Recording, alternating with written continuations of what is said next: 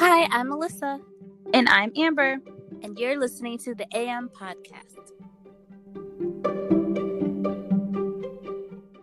This week we give our thoughts on the movie Minari. It won 2 awards at the 2020 Sundance Film Festival and was nominated in the Best Picture Foreign Language category at the Golden Globes. So we're just going to jump right into the summary and give our thoughts throughout. So, the Korean-American Yi family moves from California into their new plot of land in rural Arkansas, where Jacob hopes to grow Korean produce to sell to vendors in Dallas. So, for me, I thought this was kind of a weird place to move to in the beginning. And because it didn't seem like there was a high Korean population in Arkansas at the time. And I also thought that, or I guess it reinforced that thought for me later on when they were trying to find, I think they were trying to find a place to go to church and worship. And the only church that was near them was a predominantly white church. And I don't know, it was just I just thought it was an interesting place to move to. And I don't know about Dallas. And I also thought it was weird. Well, not really. But anyways, but yeah. And I mean, I guess he moved there, I guess, because of the fact that there was so much land available. But again, I just thought that was a strange place to move to, I guess. And yeah. So, one of Jacob's first decisions is to decline the services of a water diviner. Is that how you say it? And he digs a well in the spot he finds on his own. He enlists the help of Paul, a local man who is religious. I think this part is kind of funny because when he first was looking for water, he was like, I'm not going to pay somebody to do that for me. I'm going to do it myself. And then it was cute. He had David, which is his son, help him find where do you think it's going to be? And they went through the whole thing, the lowest point, and it's going to be by the trees because, trees like water. So he went through that. And it says Paul was a local man who was religious. That man was extremely religious. I mean, he walked I think it was every Sunday he walked with the cross on his back.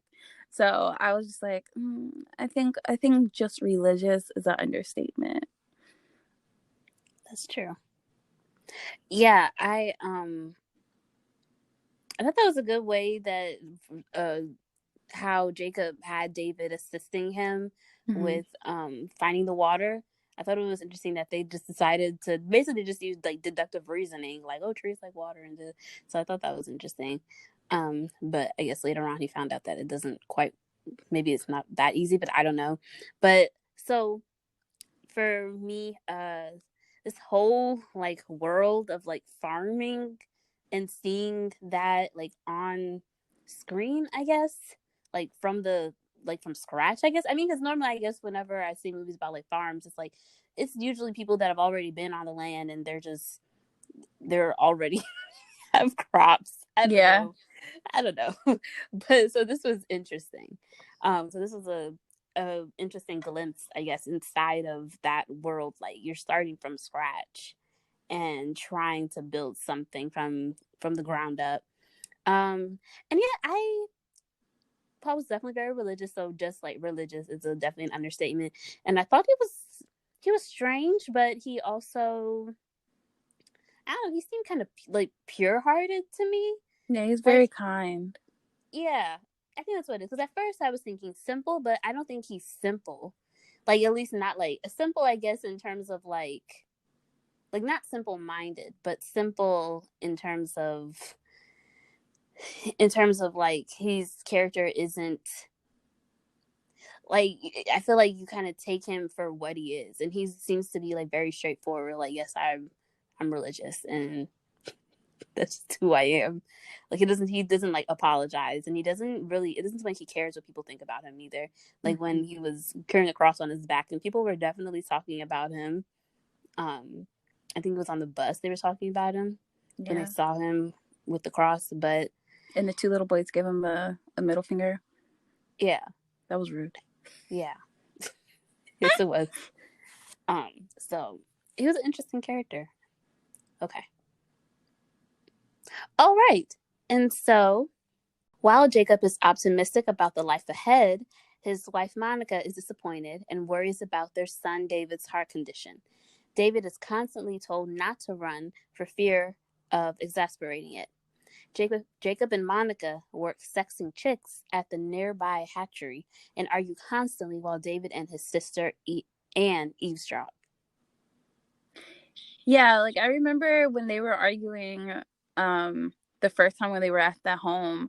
I just remember the kids left and then they had wrote like don't fight on airplanes and they were like throwing it in the living room and I was just thinking like that's so pure. Like you just don't want your parents to fight.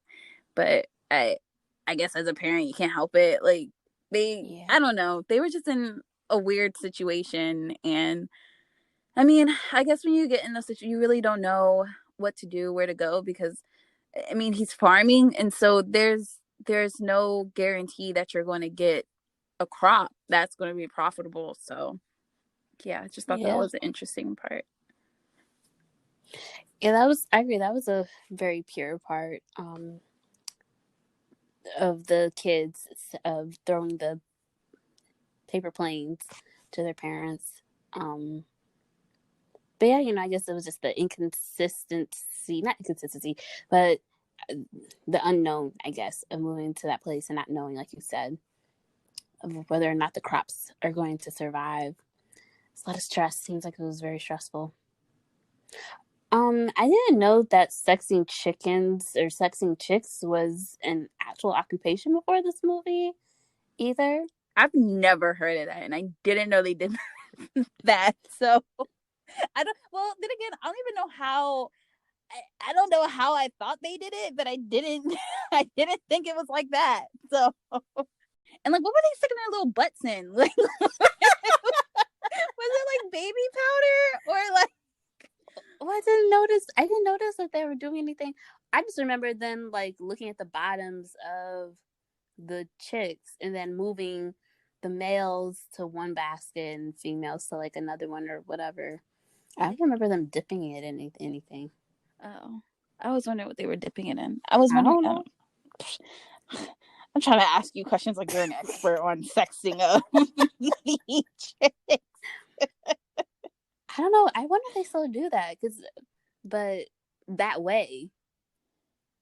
And then Maybe like organic, like how we have like the specialty farms now. mm-hmm. Like maybe they do it that way. Hmm. Because I don't know. I'm thinking of like big companies. Yeah. I would imagine they have some sort of, I don't know, mechanical way to do it, like by a machine or something. Hmm. So yeah. I don't know. And it's so sad. It was sad that like the males like are basically like go to like an incinerator or Oh something. yeah. That was so sad. I was like, oh my god, this is what they were doing. I don't know. Terrible. I don't know, but is it also like a privilege that we didn't know that that's what they were doing? I think so. Because there's so many different like blue collar type jobs, these labor type jobs that that we didn't. We also grew up in a different environment too. So I'm just Mm-hmm. wondering if that if we grew up like in the Midwest or like in a very rural area, then this would be like oh yeah, it's like psh, of course they do that. Watching it, I was just like, oh, okay. I also thought so. Knowing that when I saw that, I thought it was also interesting that David, I guess, had the time or found the time to not only do that, like his normal job, but then also try and farm like all that land because that was a lot of land, and he was starting from Mm-hmm. scratch and still trying to figure his way around the land and how the crops are supposed to grow and things like that. So I guess I was impressed also that he was able to find the time to do all of that and still try and make his farm a success. Yeah. I think it also helped that Paul was helping him. Yeah. So maybe Paul, I don't know. We didn't see it in the movie, but I'm just like assuming since this is it's kind of based on real life. I would think that maybe he would come by the farm and kind of check up on it throughout the day, but I don't know. Yeah, makes sense. Yeah, and I remember there was a part where later on, I think they were trying to, when I think they were trying to box orders or something for a company. I mean, for a grocer, I guess. And he had to go to work. David had to go. Not David, sorry. Jacob had to go to work. But Paul stayed to finish up everything. So that makes sense. So yeah, I guess that's why Paul was hired. Okay, so to help watch the kids during the day, they arranged for Monica's mother, Sunja, aka Grandma, who will be referring to her as that throughout the rest of this episode. So just wanted to let you all know. But anyways, they arranged for Monica's mother, Sunja, to travel from Korea. I loved how when she showed up from Korea, she had like all these different spices to share with the family, because it just reminded me of times when my mom's family would travel from Trinidad and they would bring like seasonings and different like crackers and snacks or foods, and not really food because you can't really, anyways, from Trinidad that can't be found easily in the US. So I was just thought that that was a really great look into like the immigrant experience, because a lot of people from families that from other countries, that's something that they could relate to. But then I was also thinking that, I mean, I think this movie is very specific to like immigrants and immigrant families. But I was also thinking that it's something that we could relate to even just within the US, because there's very because like there's foods here in Maryland that you can't really get, in other parts of the world. And there's foods in other parts, not other parts of the world, other parts of the country. So even within like the US, I feel like that's something that we could all kind of relate to when during this part. And I also thought it was just really funny because there was because the other part that I could relate to in this was the fact that my grandma actually came from Trinidad a long time ago, and she stayed with us for a really long time. And so I was like, oh wow, like I didn't know this was like a thing that that some families do. But anyway, so I just thought that was an interesting part.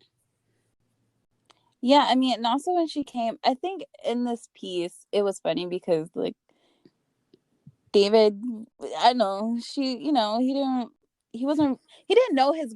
From my understanding, when she first arrived, he didn't know her that well, and so Yeah. he was like hiding from her, and she was like trying to give him stuff, and I think it was like a chestnut, and she had like opened it, bit it with her mouth, and spit it out her mouth and gave it to him. And he was just like, no, he did not want it. So I thought that was like a cute little moment. I don't know. Yeah. Grandmas are cool, you know? Yeah. I thought it was also probably like a cultural thing too. Because I figured I was wondering if he had like been, if he had, I don't think he wasn't born in Korea. I don't think. I don't think so. I don't think so. But I just went in, or even if he, anyways. But thought that was partly like a cultural thing too. But I thought that part was funny as well because he had, I think, originally she gave him the option to have either the chestnut or the cards, and he wasn't sure which one he was going to go with until she did that with the chestnut, and he was like, "Yeah, and I'm gonna go with the cards because the next thing you see him with the cards." And I was like, same. I probably would have made the same decision. Yeah. I chewed up chestnut or cards. So right. That was funny. Okay, so David, who is forced to share a room with her, avoids her because she does not conform to his idea of how a grandmother should be. Still, the grandma attempts to adjust to life in the States and bond with the children. I thought it was funny when she was there, like he kept saying like, can you bake? Can you cook? Like what are you good for? Like why are you here if you can't do anything? And she was just like, no.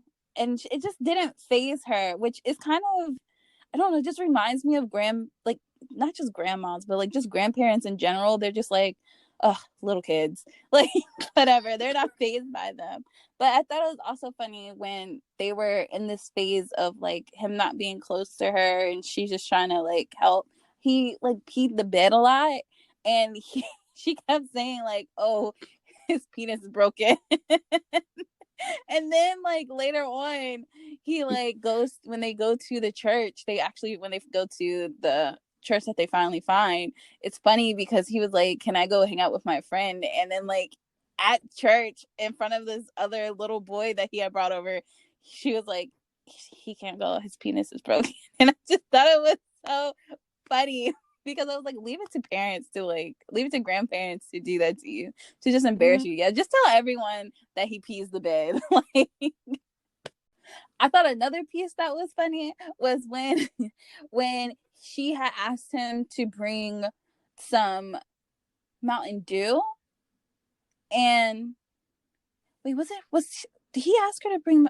Did she ask him to bring Mountain Dew? I think so. Yes. And he took the tea, like they were making him drink this tea or some drink, and he dumped it out and he peed in the cup and gave it to his grandmother, and he drank it, and I thought it was so funny. I was upset at that part personally because I was just like, I was upset because I don't know. She was so calm about it. I was like, wow. Like, I don't even know if I would have been like that calm about it. And I mean, I think that's the part where I was like, okay, yeah, she's a grandma, because she wasn't like a traditional grandmother, which I appreciated. Mm-hmm. But at that point, I was like, okay, so she is like, because that's something that I feel like a grandparent would do, like to be like, oh, they're just a little kid. No, I would have got Oh, my butt really? beat. I would have got Oh. beat. I would. It depends on the grandma, because Like, my grandma come on wasn't really now. like that. But I don't know. I don't know. I think I would have. My grandma used to say like, Amber, if you don't act right, I'm gonna get you with the spoon. She never hit me with the spoon, but she said that, and I always straighten up real quick because if I was to get hit with a spoon, so I think maybe I think I she was might gonna have with would the have been like, spoon. Amber, don't make me get the spoon. I would have been like, oh, I'm sorry. Okay. I don't know. My grandma wasn't really a disciplinarian. For on my mom's side. So I don't know. So I guess so that's something. So like the way that his grandma acted was probably the way that my grandma would have acted. Like, oh, she's just a little girl. But then again, I also never did anything crazy like he did. So I don't know. Right. um, but uh, but so I guess I said also to say that I thought seeing how she reacted to him and the way that they kind of like, I guess they were also still trying to, like you said, get to know each other almost, and try to kind of find like a balance of, I guess, I don't know, a balance in the relationship. I don't know, but it was what the way that they acted with each other. It was what I had imagined. I guess what I would imagine like a playful relationship between a boy and his grandma would be, at least in the beginning. So yeah. Okay, so later on, the well that Jacob dug runs dry. Jacob is reluctant to pay for county water, but eventually is forced to do so. I was a little confused. I mean, I guess when you have like this strong will and determination to do something, like maybe you would do that, but I don't know why he wouldn't just hire someone to do the well thing then. But whatever. But it's sad because I think at this point I was a little confused, but I think I understand. I think because he was using the county water, their water bill went up too high, and so they couldn't afford it. Is that what happened? Because they didn't have water in the house anymore. So, from my understanding, I was also confused because I think that was one of my questions. Because, like, okay, so where was he getting water from this whole time? Like, how did it just cut off? Or did it cut off because, okay, so, but I was also confused because I thought he was like getting water like for free from somewhere. Maybe he wasn't. But I think so. I think the water cut off because he was using all the water to water his crops, and maybe, like you said, maybe the bill got too high, and that's when it got cut off like completely. But it was confusing because the well went dry. So how does the well go dry? Or I don't know. I'm sorry. Go ahead. Oh no, I don't know. I didn't have anything really to add because maybe that's just like my lack of understanding about farming. I don't think what he found was a real well. Oh. So, and yeah, I don't think that was like an actual well. I think maybe he just found like a good place that had a good amount of water, but I don't think it just had like a consistent flow of water to the well.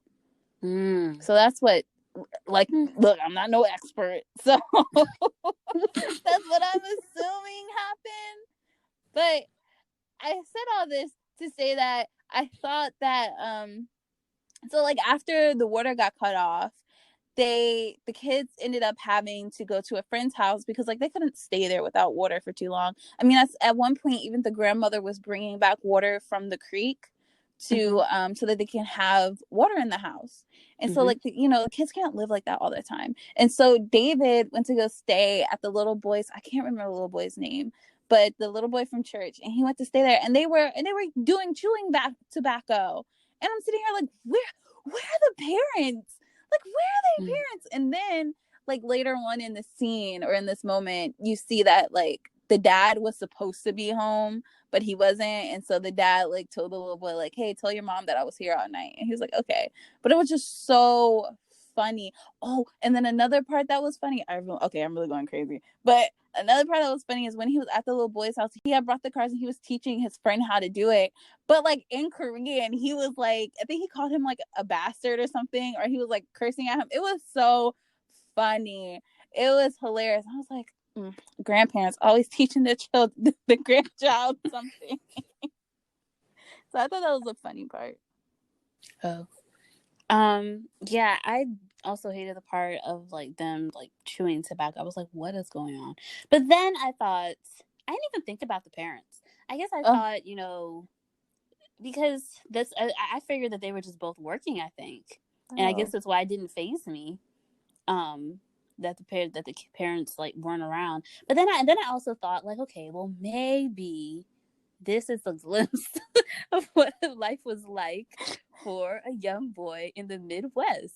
You Right. know, and this is the rural. This is like what I think the 80s or something, right? Mm-hmm. Or I is it think early so. 90s? I think it was the. Anyways, okay, yeah, I think this was a long time ago, and this was also the first time that we saw them actually. This is the first time we actually went into like the house, a house of I don't know, an American family Mm-hmm. in the Midwest. So that was interesting. I don't know. You were talking about the part where David was showing his friend how to play cards. I thought that was really interesting. And so, really, him staying, I don't remember if they showed too much of, did they show any of his sister staying at friends' houses? No. Okay. Well, it makes sense, I guess, that it would be focused on David because it's about his family, like his life, I guess. His story, right? Mm-hmm. So, well, anyways, but I thought that was a really good example of like I guess like the sharing of different cultures, or Mm-hmm. like introducing each other to different cultures. Although chewing tobacco isn't really a culture that should have been introduced, but it was but like how he shared with him how to play cards, and maybe the little boy may in the future he might want to show that to one of his friends, and that's how I guess elements of different cultures kind of get passed down or passed throughout different societies. I don't know what I'm saying makes sense, but I think I should probably just stuck with what I said originally, which is basically that I thought this was an interesting look at how the two different cultures kind of like combined in that moment. And yeah. So Jacob eventually runs into additional difficulties, such as the vendor in Dallas canceling their order at the last minute. Still, he perseveres despite Monica's repeated desires to return to California. This drains their marriage closer to a breaking point.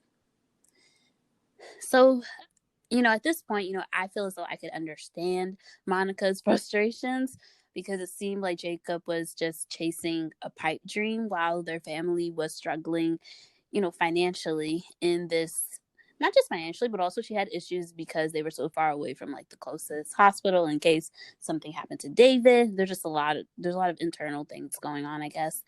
But yeah, they were struggling in this new unknown land. And So yeah, but at the same time, although I could understand Monica's frustrations, I was also still kind of rooting for Jacob's success. Mm-hmm. Because he was doing all this work in order to put down roots for his family. And yeah. Meanwhile, the grandma takes the children to plant Minari seeds by the creek. She tells them of how resilient and useful the plant is and predicts plentiful growth. I thought it was kind of amazing storytelling at how the whole crux of the movie was introduced in like a split second. Like you wouldn't think like it wasn't even there was like no big build up to her planting the Minari seeds, and that's, you know, the title of the movie. But Mm-hmm. yet it it's the whole it's kind of like the whole crux of the movie. I thought it was interesting because on her way to look for a perfect spot, I was trying to figure out like where is she going? What is she doing? Why is she taking them out there? I was like, this little boy has a heart issue. Why is she? What is she? And then I find out that she's just trying to plant something, which is kind of cool because that's the whole purpose of them being out there anyway. And so, yeah, that's all. And I agree with you. It's like a perfect. I don't know. He was clever at writing it in that way. Yeah, I appreciate when writers can do that. Okay, yep. So, David finally begins to warm up to his grandmother after she teaches him card games, bandages his wounds, and soothes him to sleep. The grandma also encourages him to do more physical activities, something his parents discourage, saying that he is stronger than they think. Grandma suddenly suffers a stroke overnight. She survives with medical treatment and is left with impaired movement and speech.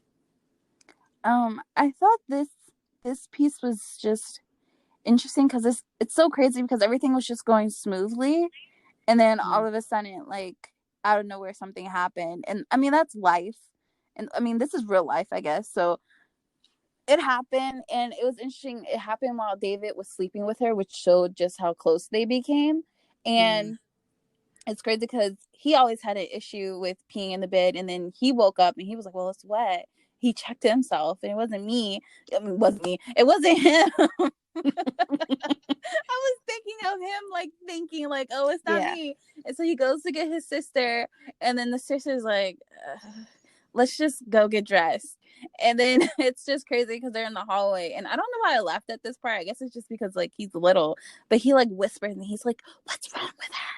And it's just like, well, that's your grandma. I mean, you don't know. So, but it was just the way he whispered it. It was just like, I don't know, it just reminded me of a little kid because I feel like as you get older, you know, like something serious, like there's something seriously wrong. But him, Mhm. he's just like, it's just something tiny, probably. Like, you know, he didn't think about it that big. So, yeah. Yeah, I thought it was interesting after this part that they just kind of went to church and was didn't she say something about how well I think both her parents may have been at work. Um and I think she had said something about how we'll call when we're at church or something like that. And Mm-hmm. over here, like, oh my god, like she just had a stroke, like what is wrong with y'all? But I guess that goes back to them, you know, being young and not understanding maybe the gravity of the situation. Like, she doesn't Mm-hmm. get medical attention, she could get a lot worse very quickly. So, but yeah, I agree that this was things. Well, I mean, technically, the well running dry, and they had a lot of obstacles. But this was like the biggest one where it was like this is something that affected their family dynamic Mm-hmm. for the first time, I think. Because the other issues that occurred were like external issues. Well, the only thing that I could think of at this point was the well running dry and them not having water. But that's something that could be resolved, you know, when they have the funds. So, but this was like, yeah, this was a big a big bump in the road. Okay. Um so Jacob, Monica, David, and Anne head to Oklahoma City for David's heart appointment and to meet a vendor to sell Jacob's produce. Although they learn that David's heart condition has dramatically improved and Jacob makes a deal to sell vegetables to a Korean grocer, Jacob also indirectly admits to Monica that the success of his crops is more important to him than the stability of their family. Following an emotional argument, the two tacitly agree to separate. So, I okay, because I remember this part. I remember this part when they were going into the doctor's office, Mm-hmm. and before he was like really, really trying to figure out because it was so hot outside, Yeah. and he didn't want his crops to burn up or whatever they were gonna do. What do crops do when it gets? Apparently, it does something bad when it's like super hot outside. No, he had the box of the fruits. No Yeah. fruits of his stuff. I think maybe it would have welted in the car from the heat. Oh. Like, I think if it's outside, it's fine because it's probably pulling in water. Uh, Again, I'm not a farmer. I'm not a gardener. I don't know. This is my assumption. But like plants are meant to be outside. So I just figure like they probably have their own process or protection. okay. So, but I think like in the car after they've been cut off the vine, it's like they're just there. So, Yeah. Okay. Yeah, I just know he was very concerned about his plants and his produce being out there in the car because it was like over 100 degrees outside. So I mean, and in part because I know because they were fighting about whether or not he was going to bring in the box or leave the box, and I mm-hmm. was like, this is your livelihood. I would have taken the box Yeah. because she was like, where are you gonna leave it? Where are you gonna leave it? I was like, on a chair. What do you mean? This is. Do you want it to be successful or not? Like, do you want money or do you not? I don't know. But that was so. I feel like at that point, I mean, I understand. Monica's like, oh, you care more about your crops more than you do about your family. But for me, I felt like David kind of saw the success of his crops and his farm doing well equaled the stability of like his family because it was proof that they could sort of like make it anywhere. Mm-hmm. What were you gonna say? No, I know. I agree. I Oh, mean, I mean, I think. I mean, look, I'm not a wife, and I don't have a child that has an issue. Like, I don't know what it's like to be a parent. But me, I agree with you. Like, I feel like he should have been able to bring the box in. But I'm a little confused because later on he brings the box in anyways. Because the whole argument that was like on the top of the garage when he was trying to debate whether to bring the box in the first place, he was like, I'll just move the car so that I from my oh, understanding was he would move the car so that's in the shade, but he still ended up bringing the box into the doctor's office anyway. huh. So, I missed that part. oh, because I think I noticed that because I was still confused. I was like, he still has the box. He should have I just thought brought he the said he was box gonna in move the the first car. place. I don't think he moved the car because when they came back out, or maybe they did. Never mind, never mind. Because the next scene, I think it was showing him at the grocery. I think like after they oh, I can't recall After they went to the doctor's the office. Yeah. doctors. Yeah. Okay. So I don't know. I missed that part where he said he was going to move the car. So yeah, why did he bring the box in? Maybe he couldn't find a shady spot. Oh. Maybe there wasn't enough spots left for him to park. Hmm. Um, I don't know. There could be a number of Right. factors. But so I guess my other question was, I was wondering if Monica was also like really attached to California and like wanted to go back because it made in the first place that they settled in and Mm-hmm. was familiar with after moving from Korea. So I didn't know if that had anything to do with it. Meanwhile, the grandma accidentally sets the barn containing the produce on fire in their absence. Upon arriving home, Jacob rushes in to save the crops, and Monica soon follows. Eventually, the fire grows out of control, and they decide to save each other while leaving the barn to burn. Honestly, at this point, I was like, no, no, why? Why is this happening? No. Jacob just he just made his deal and like things are finally going right. He has his break. And then this happens. And then I was also like, ugh. I was like, are they really going to run in and try to save all this stuff? Like, it's not going to happen. There's no way. And they ran in there. And at first It I sure didn't think she was tried. gonna go help him, but she got out the car. Well, Monica got out the car and she started pulling stuff out, and then I got scared because she had like fallen on the floor and they couldn't find each other, and I was like, oh my gosh, please do not let the mom die. Oh my god. But they found each other and they got out. So Yeah. Yeah, I think for a second, I don't think she thought she was going to go in there either. Because she was staring at it for a little mm-hmm. while. But I knew that was going to happen. Like, as soon as I saw the grandma try to help out and Like the whatever fire. in her condition, I Mm-hmm. was like, yeah, something bad is going to happen because she's out here like who does she think she is? Right. Like what?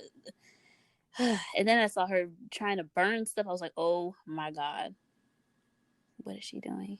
And then it happened, and then it just it was awful. But I did love the moment when Monica rushed in um to help Jacob get the produce because it felt like, we're in this together. Because like I said, like I don't think for a second there, I didn't think she was gonna do it. I thought she was gonna be like, yeah, good for him. Mm-hmm. We're heading back to California. But in the end, you know, she did love him, and I think she did love his like his determination, and maybe that's why she also went in. But it was really scary when they couldn't find each other in the smoke. I was like, oh my gosh, who's going to take care of these kids? But they ended up being alive, so that was good. Yeah. A distraught and confused grandma begins to wander off into the distance as Anne and David call for her to come back. Seeing that she is not responding to them, David breaks into a sprint to meet her, blocking her path. Grandma seems to recognize David for a moment and reaches for his hand, and the grandchildren lead her back home. Oh my gosh. At this point, I was like, is he running? Wait, not only is he running, he's like sprinting to get to her. And I was like, oh, this is such a moment. Because like throughout the movie, they always treat him as like a weakling. And when they went to the doctor, Mm-hmm. you saw that like, his heart was getting better, the hole was closing up. But I was like, I don't know, I would still feel kind of weird to like let him do a lot. But he was like, I'm gonna go get my grandma. And so he went running. And Mm-hmm. I don't know, it just really showed how far he came from the beginning and how, I guess, important it was that his grandmother was letting him move and do what they need to do. Yes, I agree. I agree that it seems like his grandma definitely played a major role in his development throughout the movie, his character development. And I also liked how the children running after her and bringing her home with them also validated that she does belong there with Mm-hmm. them, because I think this whole time she was still kind of, I don't know. Well, yeah, I guess because they were saying, they, and I think she was still trying to figure out her place there with them because she wasn't really like a traditional grandma, and she was still trying to get used to maybe life Mm-hmm. there. And I know she probably must have felt like, I know she probably must have felt like pretty bad because after she had the stroke, and David was still like talking about her like, oh, I wish she never came and da da da da. And so this was like a validation for them and her. And yeah, that was a good moment. Sometime later, Jacob and Monica are with the diviner who finds a spot for the well. They mark it with a stone, signifying their intention to stay on the farm. Oh, that is beautiful. Their intention to stay on the farm. Okay, sorry. Anyways, so I was wondering, maybe this is a bit of a reach because I feel like there's so many deep, I don't know, moments in here, and so I was really trying to like grasp like the gravity of the deep moments that were in this movie. And so maybe I was reaching, but I was wondering if this was like a metaphor for how like immigrants eventually like assimilate to American ideas, or at least adopt some parts of American cultures. And the reason why I said that was because, well, one, in the beginning, when they first met the water diviner, they were like, oh, we don't need him or whatever. Like, we're going to use our deductive reasoning, based on the land and, like, what normal people, I guess, would do, to find the well. But then it went dry. And now at the end, they're like, you know what? Maybe there's something to this water diviner.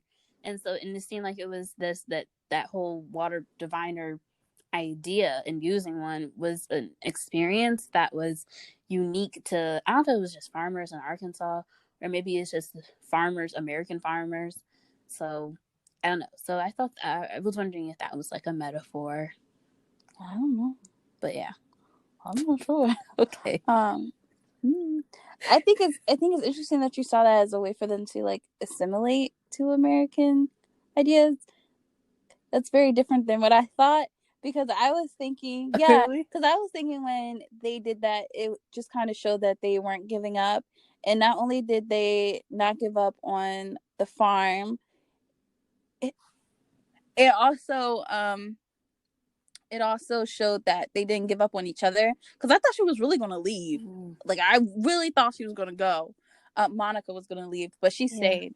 But I also know when they had like a Q&A part to this, and I remember, I can't remember who said it, but they said the plant Minari, it like, what you're supposed to do is cut down the first crop, and then a new one will grow, and that's supposed to be like the better one, the best one, or something like that. And so I wonder if this kind of has like the same idea, is that like, okay, although their old crop was ruined, like now they're going to come back stronger, and just because all these things happen to them, they're not going to give up, and they're stronger now than they were before.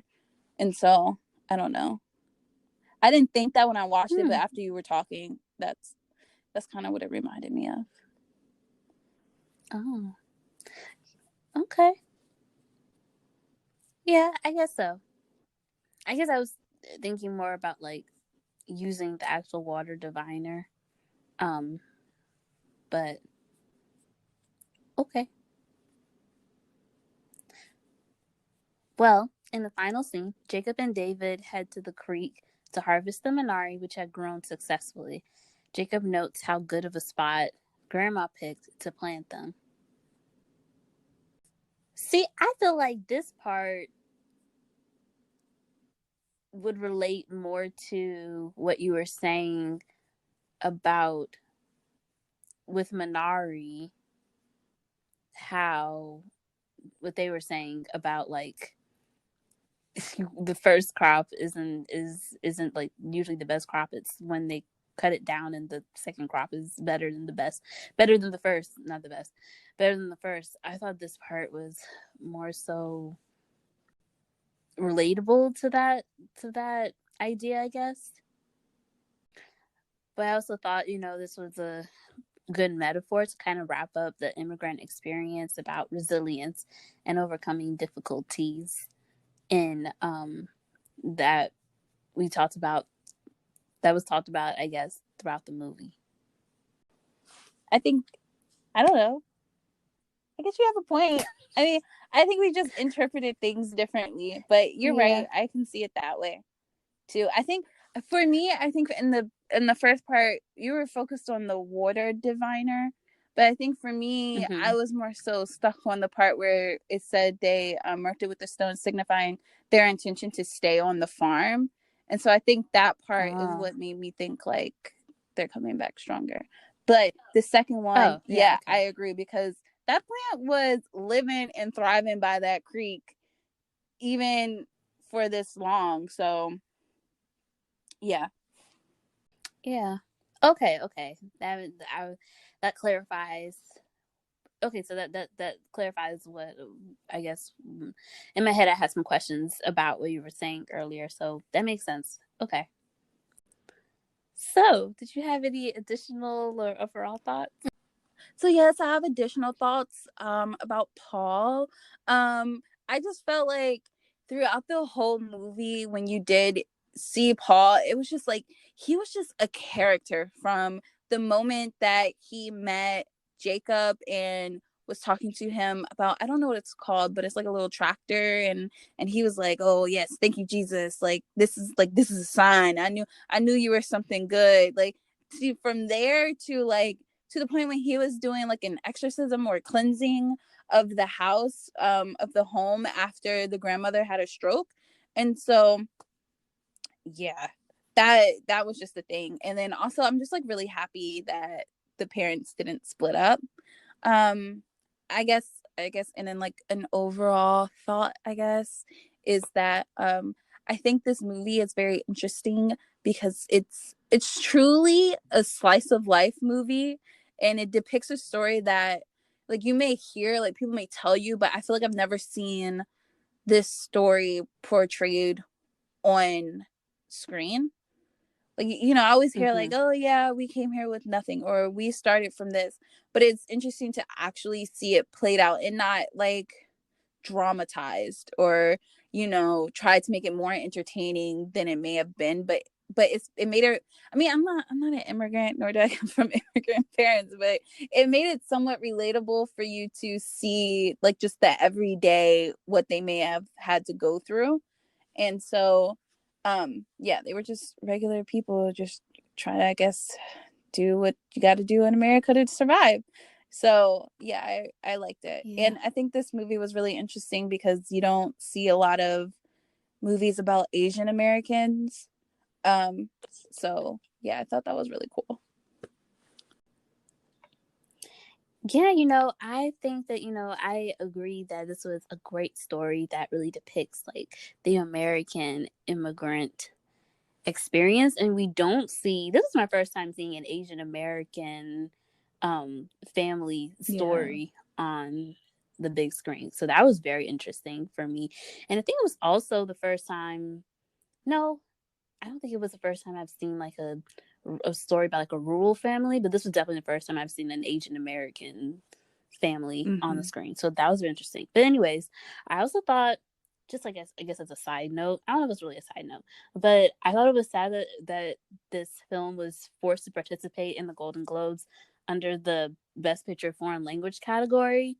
Um, so yeah, I looked up because I was trying to figure out like more about this, like about like the rules and Mm-hmm. things like that. And so according to the Hollywood Foreign Press Association's rules, the movie a movie has to be at least 50% in English in order to compete in the Best Pictures categories.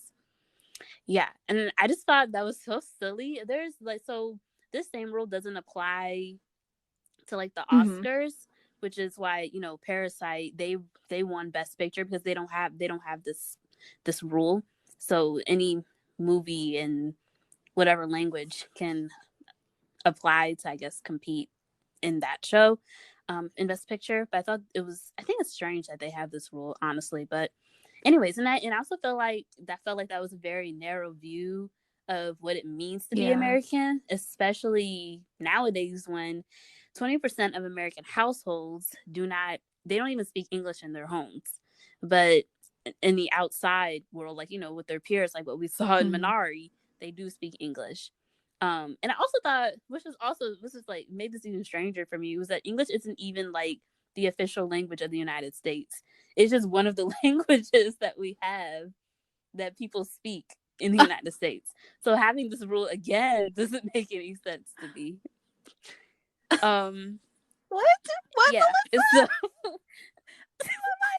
My whole life I thought English was like our language, like our official language.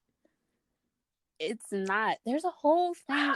I didn't get too into it, but because I was going a little bit down the Mm-hmm. rabbit hole to look up like about the Golden Globes controversy about the movie, and then led me to another article on CNN about it, and it has something to do with like the founding fathers. From what I quickly read, the founding fathers didn't like define like an official language because I don't think they said I don't think they wanted to offend people from other countries that helped the US gain Hmm. independence. because I believe there were people from other Yeah. weren't there people from like other countries that Mm-hmm. helped us like gain independence, like the French, and I'm going No, down you're like a right. different You're path, right. That makes sense. But it's just sad but because now people are like, "You're in America, speak English." Well, clearly it doesn't matter. exactly, it doesn't. And I think even at that time there were numerous languages that were spoken. I think English was a predominant language and that Which was makes sense. spoken, so it's probably why they were just like, it doesn't matter, like we don't need to put it, like we don't need to define or identify that this is the official language. But the world has us has Mm-hmm. grown since then. And but technically it's not an official language. So so that was one thing, and then the other, and then so speaking, going back to, I guess, like the movie and like the future of the movie industry, I guess. I thought that this having this rule, it could also possibly discourage other American writers, upcoming American writers whose families come from non-English speaking countries, to not only even attempt to tell their stories, but to also attempt doing so in their native True. language. Because I remember reading when I think this may have been the same article, but the director of this movie was thinking about, I think he said he actually had a whole another script that was to have more English in it, because he wasn't sure how people who would fund the movies, who would help fund the movie, how they would feel about having a movie that's predominantly in Mm-hmm. Korean. And anyways, I'm glad he Yeah. stuck to his guns and did the movie like in Korean. And also I feel like that makes it more realistic. So yeah, instead of trying to like water it down for American audiences, I'm glad that he kept it as it was, because it makes it more realistic to how he grew up, most Yeah, I likely. agree. I think because when you like growing up, when I talked to people that were from other cultures that, immigrated here, they were saying, yeah, like when I'm at home, I don't speak English to my parents or to my grandparents. Like we don't speak Mm-hmm. English. Like we speak our language. And so I think it probably would have been weird if they were like just speaking English the entire time. And so I Yeah. agree. Like I'm really happy they did stick to their guns on that one. Sorry, were we gonna No. say something else? Oh, because now that Mm-hmm. I'm thinking about it, I always find it really weird when I watch these movies that are set in other Mm-hmm. countries and they're speaking English. I've always thought that was weird. Okay, so one of my like favorite movies is Les Mm-hmm. Miserables. I think that's how you say it. I'm so bad. I took French so long ago. I can't even remember how to pronounce anything. But the strange thing to me is that it's set isn't I think it's set in like France, and the actors are English, and it's in English. So I don't know. I mean, I love the movie, but it's just like I think I would have still enjoyed it if it was in French. I don't I think know. it just depends. Like I know movies and plays, depending on where they're being performed, will just translate it in the language that they're performing it for, or they'll have it for. Like Mm. I know they're like, okay, I can't help it. I think about Disney, and so like, I know there's multiple like Frozens for around the world. So like they've Oh, changed it so that kids can understand it. And I'm not gonna lie, I think was it Les Miserables? Is that how you say it? Les Les Miserables. Miserables. Okay, I didn't take French. I took Spanish. So please Oh, excuse me. But I think that one would have been a little long. I'm not gonna lie. I probably wouldn't have enjoyed it as much if it wasn't French, because that means I would have had to sit there and read all of those subtitles. And that movie was like what, 2.5 hours long? Almost three. it was It, pretty long. it It was was like pretty long. really long. But I think it's still, but I will say if it was in French. I don't know why I was about to say Italian. What? If it wasn't French, I think it would have been really beautiful in a way. So I don't know. I think it just depends on the audience, and I'm pretty sure money plays a role in it for sure. Yeah. But yeah.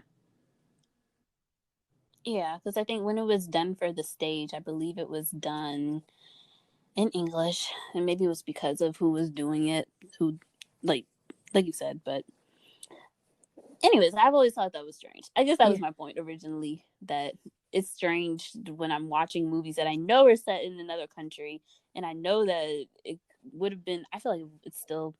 I don't know, and maybe. I mean, we're used to looking at movies with subtitles now, and like shows with Yeah, but I wasn't subtitles back now. then. Like now I could probably get through a 3-4 hour movie. And let me stop playing, because I sit here and I binge watch K-dramas.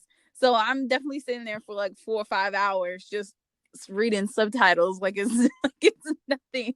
Mm. But yeah, no, I agree. All that being said though, Melissa, like I would think it's still worth someone watching.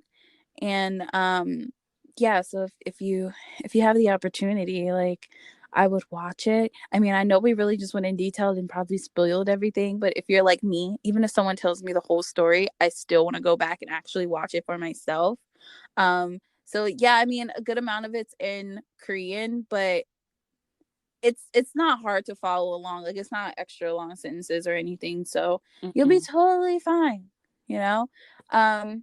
I don't know why I said that, because this is a K-pop, K-drama, K everything podcast, and you guys probably listen to K-pop and watch K-dramas. So, anyways, I think you should go and listen to it. You should go and watch the movie. And yeah, I think me stumbling over my words is letting me know that I need to close out the episode.